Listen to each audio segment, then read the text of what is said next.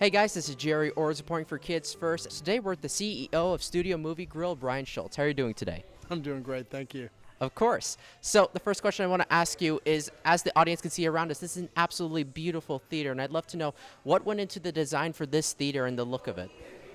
Well, it's been actually a 23-year journey around because this is actually where I wanted to do my first theater when I first started. So I started from Washington, D.C., and I ended up in Dallas. I never made it back to L.A., so I was going to buy the Alex Theater down the street. So Glendale was an area that I really wanted to go to, and when we were going to design it, we know that the studios are right around this area, so we wanted to set it up specifically for premieres of films.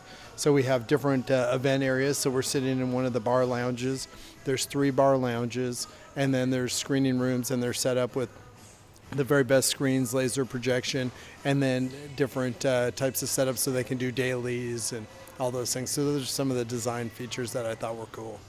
And as the audience could see in part one, we are sitting in some of the luxury seats you have in these theaters, and they're absolutely amazing. Can you talk a little bit about the features that are in those seats, and what made you opt for those luxury recliners over normal movie theater seats?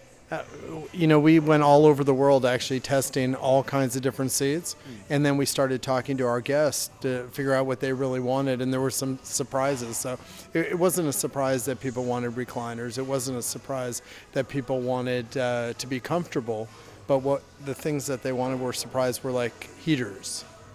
They wanted to be able to cool their drink. They wanted to be able to see their food with a little light, and they wanted to be able to charge their phone.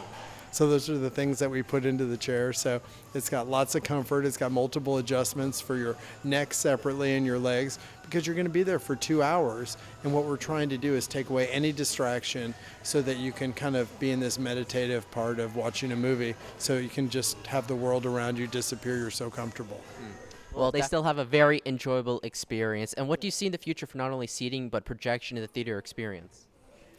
What I see for the entire industry is a real focus on an immersive experience, so you feel like you're in the movie. So that's from sound continuing to improve, the laser projection, the contrast gets better and better.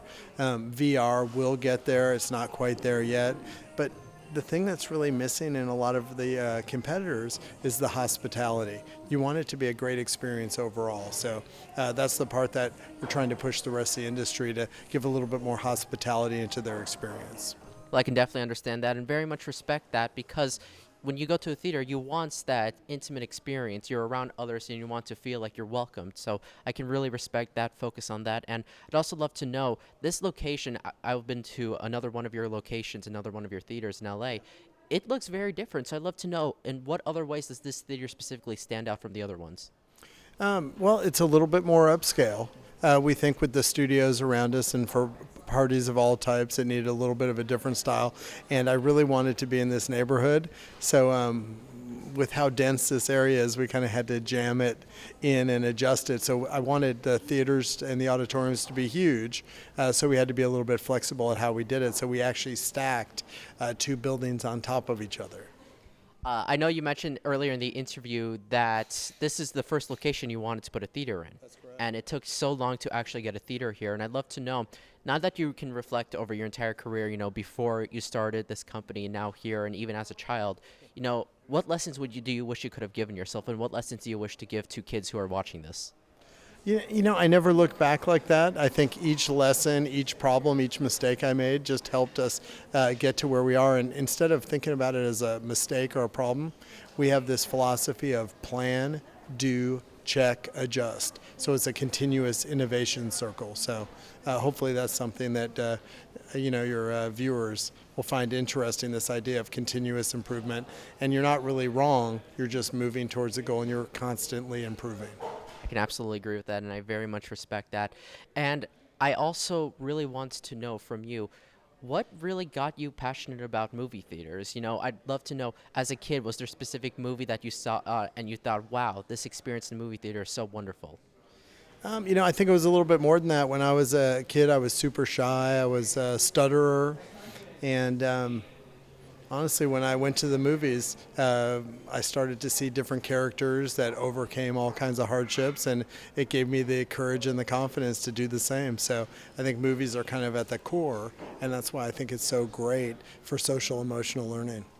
I really agree with that. And I'd love to know your opinion. You kind of touched on this, but movies have been around for around 150 years. Now we're getting close to 150 years. Why do you think they're still so popular and so relevant today after such a long history?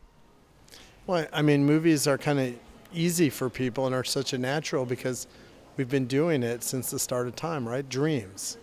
Movies are really art in moving pictures that really emulate what the dreamscape is.